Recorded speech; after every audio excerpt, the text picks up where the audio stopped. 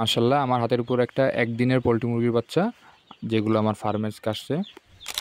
আসসালামু আলাইকুম এভরিওয়ান, কেমন আছেন সবাই? আমার নতুন একটা ফার্মে পোল্ট্রি মুরগির বাচ্চা আনলাম আজকে 400 পিস। মাশাআল্লাহ মুরগিগুলা ওদের এখন ওদের ব্রুডিং ভিতর ছেড়ে দেবো। বাচ্চা আসার আগে আমার ব্রুডিং সব কিছু কমপ্লিট করে রাখছিলাম, তারপর বাচ্চাগুলো ছেড়ে দিলাম। আর বাচ্চা ছেড়ে দেওয়ার আগে ওদের খাবার পটে খাবার এবং পানির পটে পানি দিয়ে রাখছি, এবং কিছু খাবার পেপারে দিয়ে রাখছি যাতে করে ওরা নিচে থেকেও খুঁটে খেতে পারে। মাশাআল্লাহ দেখতে পাচ্ছেন কি সুন্দর পানি খাচ্ছে মুরগিগুলো আমার।